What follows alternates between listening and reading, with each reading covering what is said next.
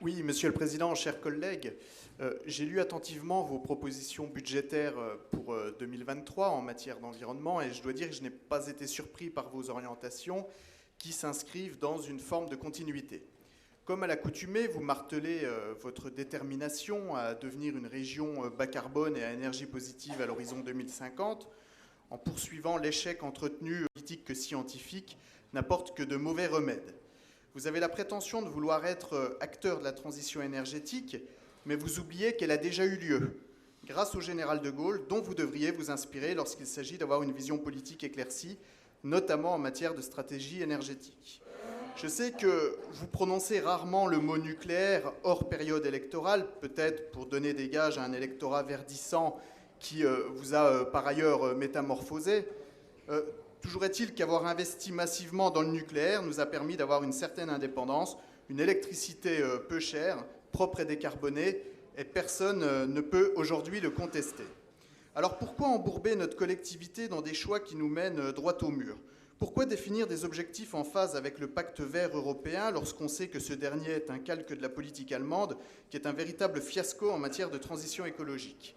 En tout état de cause, vous faites le choix pas très audacieux de vous conformer aux solutions dans l'air du temps. Vous avez d'ailleurs comme objectif le triplement de la production des énergies dites renouvelables d'ici 2050, alors que ces dernières ne sont ni fiables, ni bénéfiques pour l'environnement et ne viendront aucunement se substituer à notre parc nucléaire. La preuve en est, alors que la France est actuellement confrontée à un épisode de froid, les éoliennes ne sont sollicitées qu'à hauteur de 3%, tout comme le photovoltaïque également à 3% selon les données de RTE.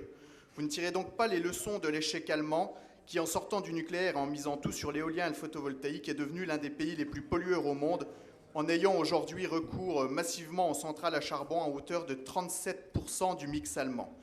Par ailleurs, le mix d'énergie primaire consommé en France en 2021 nous livre deux informations cruciales. La France a dépensé un peu plus de 90 milliards d'euros, déjà amortis pour 40% d'énergie nucléaire. En parallèle, la France a engagé 100 à 150 milliards d'euros, soit 66% de plus, pour seulement 1,6% d'énergie éolienne. Ces milliards ont donc été injectés dans un puissant fonds, et vous le dites vous-même dans le rapport, les filières énergies renouvelables n'ont pas atteint un modèle économique compétitif. Alors en bon climato-lucide que je suis, je dois vous dire que ces filières ultra subventionnées ne seront jamais compétitives, et c'est parce que dans votre climato-ignorance, vous avez tout misé sur les énergies intermittentes, en validant notamment la fermeture de la centrale de Fessenheim, que nous allons peut-être subir cet hiver des coupures électriques, reléguant la France, 7e puissance mondiale, en un pays en voie de tiers-mondisation. Pour rappel, il faudrait environ 4000 éoliennes pour retrouver la capacité de production de Fessenheim, soit la moitié du parc français. N'oubliez pas que ce n'est pas la guerre en Ukraine ou les crises que nous traversons qui nous ont menés à cette situation, mais bien un manque d'anticipation et de mauvais choix politiques, parfois par clientélisme électoral. Nous n'avons pas exploité, y compris dans notre région, suffisamment la piste de la production hydroélectrique et avons pris beaucoup de retard dans le développement de l'hydrogène, dont la stratégie régionale a été adoptée tardivement. Dans le budget que vous nous présentez aujourd'hui, un nouveau dispositif vient voir le jour. Il concerne le subventionnement d'études agrivoltaïques.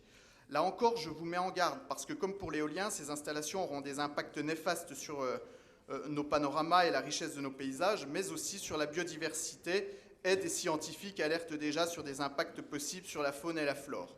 Je suis également prêt à prendre le pari que si l'installation de panneaux solaires rapporte plus que l'exploitation des champs, nous allons perdre des centaines d'hectares de terres cultivables. C'est pourquoi je vous mets en garde contre ces nouveaux procédés qui vous paraissent peut-être à vous révolutionnaires, mais qui nous mèneront peut-être demain à des situations dramatiques sur le plan de la production alimentaire. Quant au transfert de la compétence Natura 2000 à la région, je n'y vois pas un grand intérêt si cette dernière, qui vise initialement à protéger la faune et la biodiversité, se retrouve fragilisée par vos politiques publiques, notamment en matière de développement d'énergie renouvelable.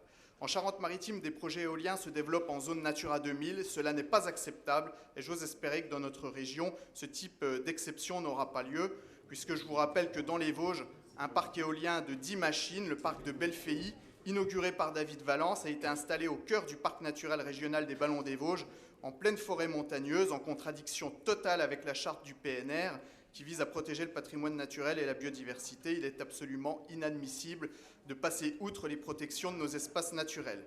À quoi bon dépenser des sommes pharaoniques dans la protection de la biodiversité si en parallèle vous la détruisez à travers votre politique de transition énergétique. Vous cherchez à vous donner bonne conscience en investissant dans un plan motorisation faible émission où vous êtes enchanté de subventionner des bornes de recharge, mais ce qui se profile en parallèle, c'est la mort de la filière automobile française avec la fin des véhicules thermiques en 2035, votée par vos amis au Parlement européen. En validant le tout électrique, vous transférez la pollution de nos villes vers les pays en voie de développement. Se concentrer uniquement sur les émissions en sortie de pot d'échappement fait l'impasse sur tout le processus de fabrication, mais aussi sur les ressources nécessaires pour la production des batteries. Avec vous, c'est tellement mieux de polluer chez les autres pour se donner une conscience verte, mais dans la réalité, vous baissez le budget alloué à l'environnement de 10% et vous rabotez vos aides aux parcs naturels régionaux et conservatoires d'espaces naturels. Si nous validons quelques points comme les mesures qui visent à économiser l'énergie, notamment en agissant sur l'isolation des bâtiments, sur la décarbonation progressive des entreprises ou encore le soutien aux vraies énergies renouvelables, comme la géothermie, le bois énergie ou encore la méthanisation, nous regrettons que vous persistiez dans des politiques qui nous mènent aujourd'hui à l'échec. Je vous remercie.